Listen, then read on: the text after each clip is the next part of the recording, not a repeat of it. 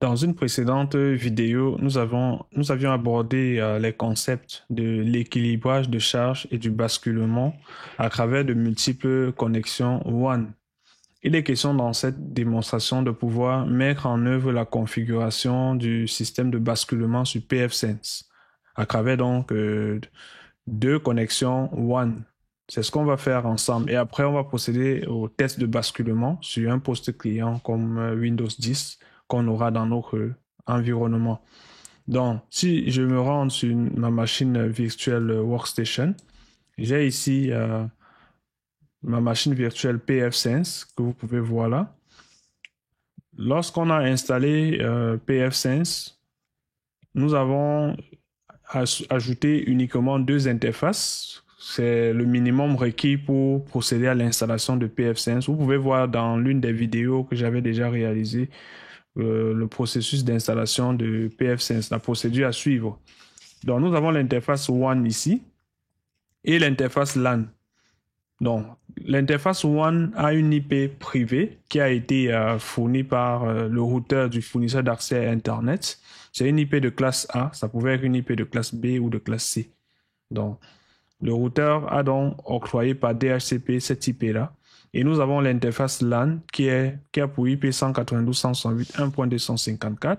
Nous l'avions modifié parce que par défaut, c'est la 192.168.1.1. Maintenant, il est question pour nous, étant donné que nous envisageons mettre en œuvre le basculement à travers plusieurs connexions WAN, donc permettre aux utilisateurs qui font partie du réseau LAN de pouvoir, en cas de défaillance du WAN principal, basculer sur l'autre WAN et continuer à avoir accès à Internet de façon transparente, sans interruption. Donc, nous allons donc mettre en évidence ce type d'environnement on pourra avoir en production où on a souscrit à deux fournisseurs d'accès Internet pour assurer donc la haute disponibilité et éviter qu'il y ait un arrêt de service lié à l'interruption d'une fourniture d'accès Internet. Par exemple, si on a un seul fournisseur d'accès Internet et que ce dernier a des problèmes techniques, il est clair que les utilisateurs ne pourront plus accéder à Internet. L'idée donc de mettre en œuvre deux fournisseurs d'accès Internet, c'est de permettre donc aux utilisateurs de continuer à avoir accès à Internet même en cas de défaillance du fournisseur principal. Pour ce faire, avant de procéder à l'ajout de la seconde interface, il est primordial déjà que je vous présente les différents modes de connexion, les différents modes de connexion que j'ai définis sur les cartes réseau de ma machine virtuelle pfSense. Donc pour ce faire, on va se rendre ici sur le menu Edit et aller dans Virtual Network Editor. Donc lorsque je m'en vais sur ce menu, j'ai cet assistant qui apparaît et je dois cliquer sur Change Settings pour pouvoir effectuer quelques modifications. Et là, ça va nous permettre de recharger les paramètres de la connexion réseau. Et ici, j'ai la VMnet 0, j'ai la VMnet 1 et la VMnet 2. Bon, ça, j'ai ajouté la VMnet 2 parce que par défaut, on a VMnet 0, 1 et 8. Voilà. Classiquement, c'est ce qu'on a. Mais vous avez la possibilité d'en ajouter d'autres. Hein. Voilà, c'est comme ça que ça se passe. Vous cliquez simplement sur le bouton Add Network et vous avez la possibilité d'ajouter jusqu'à 19 cartes réseau virtuelles. Donc, maintenant, ce qu'il va falloir faire, moi, je vais choisir le mode Bridge pour permettre donc à ces différentes cartes réseau d'avoir accès à Internet au même titre que ma machine physique. Dans ma machine physique, comme vous pouvez le voir, il y a une carte, disons la carte réseau est connectée à Internet, comme vous le voyez via le symbole graphique ici. Donc si je m'en vais, par exemple, je fais Windows R, je saisis ici ncpa.cpl pour aller rapidement dans les connexions réseau de ma machine physique. Je vois ici que j'ai la carte Ethernet, la carte réseau de ma machine physique qui est connectée à Internet. Cette carte réseau s'appelle Intel Ethernet Connection 22 et quelque chose, voilà. C'est ça que j'ai relié à la VMnet 0 en bridge. La carte Wi-Fi, quant à elle, est connectée à... Bon, la carte Wi-Fi s'appelle Intel Wi-Fi 6E AX211. C'est cette carte Wi-Fi là que j'ai reliée en bridge sur la VMnet 2, comme vous pouvez le voir ici. Donc pour le faire, vous voyez par exemple là, si je m'en vais ici, j'ai ici le Wi-Fi et je suis connecté par Wi-Fi et par câble. Donc, ça me permet d'assurer la redondance en cas de défaillance d'une des connexions. Bon, voilà. Ce qui veut dire que dans mon cas ici, la VMnet 0 sera sur l'interface WAN, donc je vais appeler après WAN 1. La VMnet 1, c'est un host only, donc c'est connecté à, c'est l'interface qui sera connectée, c'est cette carte qui sera connectée au LAN, donc les machines qui font partie du réseau LAN qui veulent accéder à Internet vont passer par cette carte-ci. Et j'ai coché la case Connect the Host Virtual Adapter to this network pour permettre donc à ma machine physique d'avoir la carte VMnet 1 comme vous pouvez voir ici. Et j'avais déjà fixé une IP qui est dans le même réseau que l'interface LAN. Ça me permet donc de pouvoir accéder à la console d'administration de pfSense via ma machine physique. Je le fais juste pour que ce soit un peu plus convivial. Voilà, je pouvais certes le faire à travers la machine virtuelle Windows 10 ici, qui est dans le LAN déjà. Mais bon, je préfère le faire de façon séparée. Donc, c'est cette case que j'ai cochée là qui m'a permis cela. Donc, on ne va pas cocher le DHCP parce que le DHCP, lorsque vous l'activez ici et que vous avez l'intention d'attribuer des IP dynamiquement, peut-être par l'interface LAN de pfSense, c'est le DHCP de VMware Workstation qui sera prioritaire. Donc, on va le laisser décocher. Maintenant, par la suite, ce qu'on va faire, on va revenir sur notre machine virtuelle pfSense et on va ajouter une troisième carte réseau. Donc, je vais aller dans les paramètres et je clique. Vous voyez là, j'ai deux cartes réseau pour le moment. VMnet 0 et VMnet 1. Donc, je vais ajouter une deuxième carte réseau. Je l'appelle, bon, c'est pas, je sélectionne Network Adapter. Je clique sur Finish. Et là, cette carte réseau, je vais l'associer à la carte réseau virtuel VMnet 2, comme je l'avais présenté à travers le Virtual Network Editor. Et je vais valider par OK, comme ceci. Donc voilà, j'ai mes trois cartes réseau en place. Et lorsque je valide, je vais appuyer sur Entrée ici. Bon, pour le moment, vous voyez, je n'ai pas la carte réseau VMnet, la carte réseau WAN que je viens d'ajouter, la WAN 2 comme je vais l'appeler bien après. Donc pour l'ajout, il va falloir se rendre dans l'interface d'administration de pfSense. Ce qu'on va le faire dans l'immédiat. Donc je vais aller sur le navigateur. J'ouvre un navigateur par exemple comme Edge et je vais renseigner l'adresse IP de mon interface LAN. C'est la 192.168.1.254. Je valide comme ceci. J'ai accès à l'interface de pfSense et le mot de passe, le login et le mot de passe par défaut, puisque c'est une nouvelle installation que j'ai réalisée. J'ai juste changé l'adresse IP par défaut. Donc, c'est admin et pfSense. Le mot de passe, c'est pfSense. Attention, j'ai pas bien saisi. pfSense, comme ceci, voilà. Je valide par sign in. Vous voyez là, j'ai accès à une nouvelle. C'est la première. C'est le tout premier affichage. C'est l'affichage que j'ai lors d'une nouvelle installation. Je vais cliquer sur Next. Ensuite, Next. Tout ce que je vais changer ici uniquement, c'est le mot de passe par défaut. Donc, je m'en vais. Je laisse les paramètres, les premiers paramètres là. L'adresse IP, je ne change pas. Je mets 000. 000. Bon, un mot de passe simple. Nous sommes dans un environnement de laboratoire, mais certes, en production, il va falloir mettre un mot de passe assez complexe pour des raisons de sécurité. Donc, je clique sur Reload comme ceci. Et là, je vais patienter quelques petites secondes le temps que voilà, tous ces paramètres, tout ce changement-là s'opère. Voilà, tout a été fait. Mais jusque-là, je n'ai pas encore ajouté l'interface, la troisième interface de mon pfSense. Donc, je vais me rendre ici dans Interfaces et je clique sur Assignment. Et là, je vois que j'ai la possibilité d'ajouter une troisième carte réseau. Je vais cliquer simplement sur Add. Et j'ai ici le nom qui est OPT1 par défaut. Donc, je vais cliquer dessus pour le changer. J'active dans un premier temps cette carte et je l'appelle ici WAN2. Et là, je vais donner à cette carte d'avoir une IP par le DHCP, donc le DHCP de la box ou alors du routeur de mon fournisseur d'accès Internet. Bon, je peux le faire aussi pour la version 6, c'est DHCP v6. Mais c'est vrai qu'on va travailler plus sur le DHCP en version 4, donc pour les adresses IP version 4.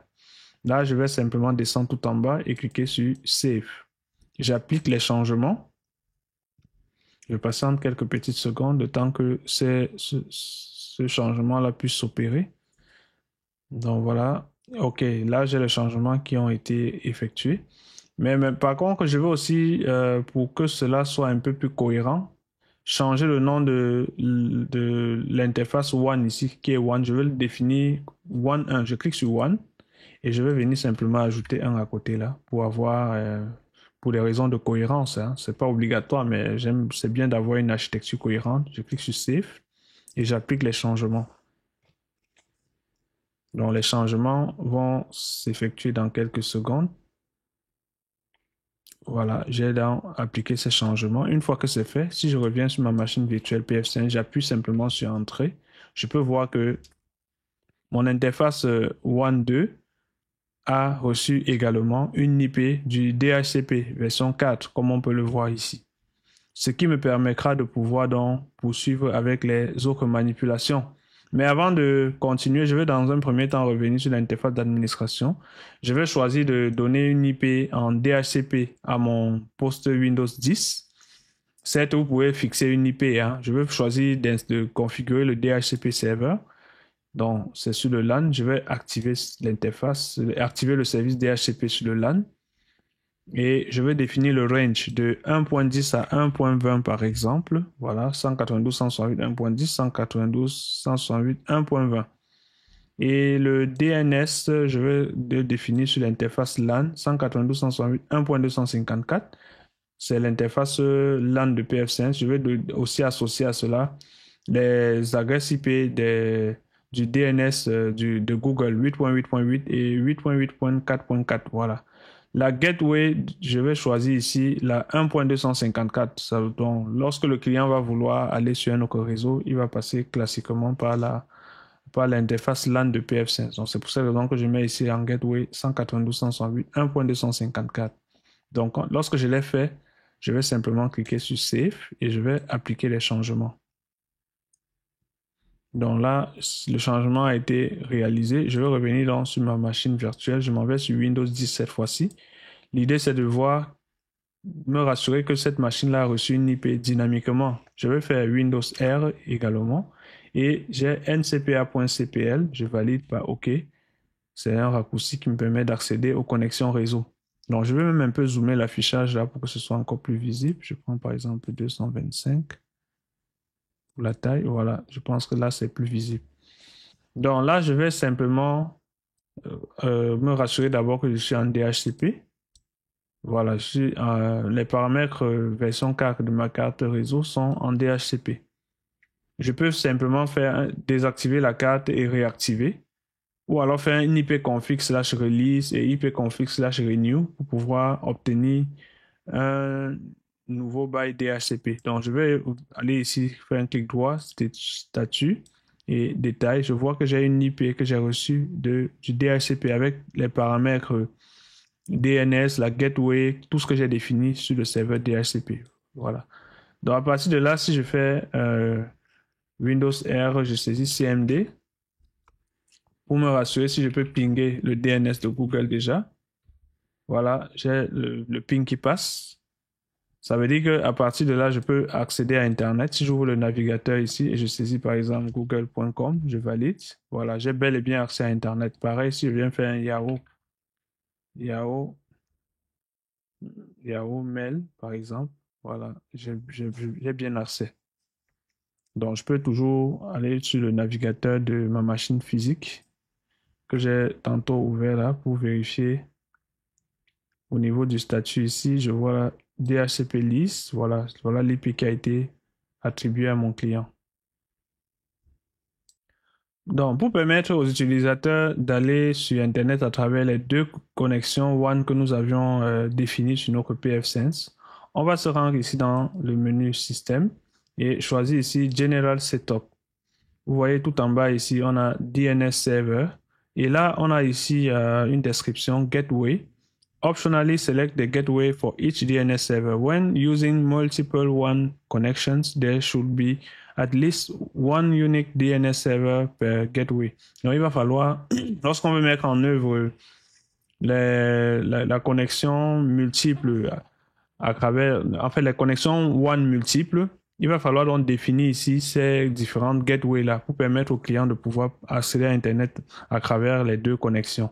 Donc, on va simplement, pour le moment, il n'y a que on a la possibilité d'ajouter simplement un DNS server. On va cliquer sur Add DNS pour pouvoir ajouter la deuxième interface WAN. Donc, on va choisir ici, par exemple, l'IP du DNS de Google 8.8.8 et on va choisir ici 8.8.4.4 comme ceci. Et là, je vais dérouler là, je choisis ici le WAN 1 qui a son IP là, comme vous pouvez le voir. Je choisis le WAN 1 et ici, je choisis le WAN 2. Je vais simplement, une fois que je l'ai fait, cliquer sur Save. C'est un préalable qu'il va falloir faire avant de passer à la mise en œuvre du basculement. Du basculement à travers les connexions WAN. Donc, lorsque j'ai réalisé cela, je vais donc continuer avec la configuration du basculement. Je vais venir ici dans System et cliquer sur Routing. Donc, quand je clique sur Routing comme ceci, vous pouvez voir ici que j'ai dans Gateways, j'ai ici le WAN 1 avec son IP et le WAN 2. Alors, je vais d'abord même vérifier pourquoi j'ai les IP là en 10.001. Est-ce que c'est la même chose que j'ai sur mon PF5 ici? Bon, là, c'est 10.00.40 et .60. Bon, de toutes les façons, on va... Ça, c'est encore... ce sont pas des informations qu'on a sur notre PF5. Bon, de toutes les façons, on a deux interfaces. On a le WAN 1 et le WAN 2. On a aussi le WAN 1 pour les adresses IP version 6, WAN 2 pour, pareil, pour les adresses IP version 6. Ce qu'on va d'ailleurs faire dans un premier temps, on va sélectionner la gateway par défaut. Ça sera le WAN 1. Donc, puisque dans notre cas ici, on va définir le WAN 1 comme étant prioritaire, donc comme étant le réseau vers lequel les requêtes vont prioritairement être acheminées, les requêtes qui vont sur Internet, les requêtes émises par les différents terminaux qui font partie du réseau LAN. Donc, je choisis comme ça et je clique sur Save, j'applique les changements. Là, on va aller maintenant dans l'onglet Gateway Groups. Et là, on va créer dans notre groupe de Gateway, notre groupe de connexion WAN dans notre cas ici. Donc, je vais cliquer sur Add simplement et je vais définir un nom ici. Je vais choisir par exemple, je préfère le mettre en majuscule, WAN Internet Multi, comme ceci. Voilà. Et là, j'ai ici WAN 1, DHCP, WAN 2 également. On a ici Never. Lorsqu'on laisse Never, ça veut simplement dire que le WAN ne fera pas partie du groupe. Idem pour ces autres WAN. Et tout en bas, on a les valeurs de priorité qui vont de 1 à 5. La valeur la plus basse sera prioritaire aux autres valeurs. Donc, si je donne par exemple ici pour le WAN 1 la valeur 1 et le WAN 2, je donne la valeur par exemple 3, ça veut dire simplement que le WAN 1 sera prioritaire au WAN 2 lors de l'acheminement des requêtes sur Internet côté client. Donc, c'est ce qu'on va choisir ici.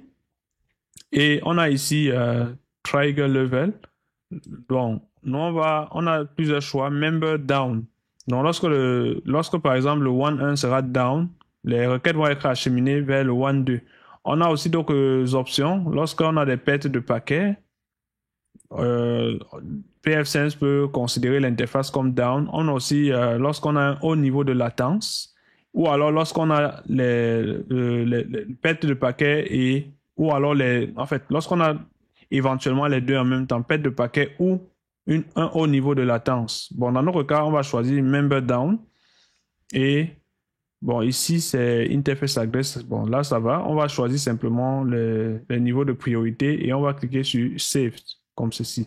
On dit the name group must be at least than 32 caractères long. Donc, je vais mettre plutôt underscore ici pour que le système prenne cela en compte. Donc, tiret de 8, voilà. Ok, là je vais cliquer sur Save. Bon, c'est le nom en fait, le nommage ne prend pas en compte les tirets de 6. Donc, j'applique les changements. Quand je parle de tiret de 6, c'est beaucoup plus pour les claviers AZERTY. Donc, je clique sur c'est bon. J'ai terminé avec la configuration des différentes des connexions multiples les connexions WAN multiples, pour permettre donc à pfSense de pouvoir router les différents paquets qui vont sur Internet émis par des différents terminaux du réseau LAN. Il va donc falloir créer une règle à cet effet. Donc, on va venir ici dans Firewalls et sélectionner Rules. Et là, nous allons choisir l'interface LAN. Nous allons créer une règle. L'action sera ici d'autoriser cette règle-là sur l'interface LAN. Et le protocole, on va choisir tout type de protocole, puisqu'on va sur Internet. La source, dans cette règle-là, la source sera les différentes machines du réseau LAN. Donc, on va choisir ici LAN Subnet vers tous les réseaux. Donc, la destination, c'est vers tous les réseaux, notamment Internet. Et on va choisir ici Display Advanced. Tout en bas, ici, en descendant avec la barre de défilement verticale, on va se rendre dans Gateway pour associer ici le groupe qu'on vient de créer, le groupe de passerelles. Donc, c'est One Internet Multiple. Et là, je vais cliquer sur Save. Ça va permettre donc de pouvoir, ça va permettre ici à pfSense de router le trafic à travers ce groupe qu'on vient de créer. Donc, je vais appliquer les changements. Voilà. Donc, à partir de là, si je viens sur Status, je clique ici sur Gateways. Je peux voir dans Gateway Groups que j'ai mes deux interfaces WAN qui sont en place. Et comme on avait défini les niveaux de priorité, le WAN 1 est prioritaire. C'est pour cette raison qu'on a ici cette disposition-là. Le WAN 2 va assurer le relais en cas de défaillance du WAN 1. Donc, c'est le WAN 1 qui est prioritaire. C'est pareil, si on vient dans le tableau de bord de pfSense, on peut voir également cet affichage-là. Bon, par défaut, on n'a pas ce tableau de bord des différentes gateways. Il va simplement falloir venir cliquer ici sur plus et sélectionner Gateways. Là, je vois que j'ai les deux interfaces. Je vois ici WAN 1 pour le moment qui est en ligne. Le WAN 2 est encore inconnu. Bon, ça va prendre quelques petites secondes pour que le système puisse actualiser cela. Donc, si j'actualise un peu là, est-ce qu'on aura... Bon, ça va prendre quelques petites secondes, mais à la fin, on aura les deux interfaces qui sont online, comme on peut voir ici avec le WAN 1. Parce que quand on revient ici sur Status, Gateways, là, dans Gateway Groups, on peut voir que les deux interfaces sont en ligne. Donc, c'est juste quelques petits instants là pour que le système puisse prendre en compte ces deux interfaces là. Donc, de toutes les façons, on a déjà mis en œuvre notre groupe de connexion WAN et maintenant il sera question pour nous de tester le basculement. En revenant côté client d'abord, pour se rassurer qu'on a toujours accès à Internet. Donc, si je fais un ping vers l'IP 8.8.8, le ping passe toujours. Je vais faire même un ping continu. Voilà. Et là, maintenant, je vais revenir sur l'interface de pfSense et je vais déconnecter. Ici, dans Interfaces, je choisis WAN 1. Je vais le déconnecter. Je décoche simplement la case Enable Interface et je vais sauvegarder comme ceci. Attention, je clique sur Save, voilà, et j'applique les changements. Donc, ça va prendre quelques petites secondes. Pendant que les changements, voilà, là, les changements ont été effectués, je reviens sur le client. Je vois déjà là que j'ai un message impossible de joindre l'autre de destination. Donc, le fait que l'interface WAN 1 a connu donc cette défaillance, donc je simule comme ça une défaillance, ça a interrompu un instant les différents paquets qui ont été émis vers le DNS de Google. Donc, je vais dans un premier temps interrompre ce ping continu. Je fais CTRL-C. Attention, là, je n'ai pas... Voilà, CTRL-C, ça me permet d'interrompre cela. Et je vais revenir, je vais d'abord vider le cache DNS, ipconfig/flush DNS. Voilà, le cache a été vidé. Et je vais revenir faire un ping continu. Là, le ping passe. Ça me permet de conclure que le basculement a été effectué, puisque déjà au départ, il y avait eu ces interruptions de paquets. Je vais revenir sur mon pfSense, voir un peu le statut. Dans l'onglet Status, je clique sur Gateways. Je m'en vais dans Gateway Groups. Je peux voir ici que le WAN n'est plus en ligne comme c'était le cas précédemment. C'est le WAN 2 dorénavant qui est resté en ligne. Est-ce que dans le tableau de bord, on avait pu déjà avoir l'actualisation? Voilà, ici, c'est le WAN 2 qui est maintenant en ligne. Donc, c'est le WAN 2 qui a assuré le relais après que la connexion soit interrompue sur le WAN 1. Si je reviens sur mon client Windows 10, est-ce que je peux ouvrir une page web? Je saisis google.com. Là, j'ai accès. Yahoo Mail, comme je l'avais fait aussi. Est-ce que je peux accéder à Yahoo Mail? Là également, j'ai accès. Donc, le basculement, c'est bien effectué, c'est bien réalisé comme convenu. Maintenant, on va essayer un autre scénario, c'est-à-dire on va remettre l'interface WAN 1 en place. Je vais simplement revenir ici sur Interfaces et je m'en vais sur Assignments. Et non, c'est plutôt WAN 1. Bon, je peux même directement venir sélectionner WAN 1 ici. Et je vais cocher la case Enable Interface et je vais sauvegarder. Donc, pour remettre l'interface WAN 1 en place. Étant donné que WAN 1 avait la priorité, logiquement, après avoir remis cette interface-là en place, donc c'est un peu le scénario de ce fournisseur d'accès à Internet qui a pu rétablir son service et étant donné qu'il était prioritaire, il va naturellement reprendre le service, quoi. Donc, si je reviens dans l'onglet Status et je sélectionne Gateways, en allant dans Gateways Group, je peux voir que l'interface WAN 1 est dorénavant en ligne. Pareil, si je vais dans le tableau de bord, bon, pour le moment, l'actualisation n'a pas encore été... Oui, le WAN 1 est déjà en ligne. Bon, pour le WAN 2, l'actualisation va se faire. Les deux doivent être en ligne au même moment. Bon, on l'avait déjà vu précédemment que le temps que l'actualisation s'effectue ici sur le tableau de bord, ça prend peut-être quelques petites secondes. Mais par contre, on peut bien le visualiser ici dans l'onglet Gateways. Au niveau de Gateways Groups, on peut voir que les deux interfaces ont été remises en ligne. Donc voilà qui nous permet de mettre en évidence le basculement à travers de multiples connexions WAN sur pfSense. C'est une démarche très pratique pour assurer la continuité de service et éviter que les utilisateurs finaux aient des moments d'interruption au niveau de l'accès à Internet. C'est très pratique et très efficace pour des services sensibles qui ont besoin notamment d'Internet pour pouvoir fonctionner. Donc, je vous remercie d'avoir écouté cette vidéo. À très bientôt pour une prochaine démonstration.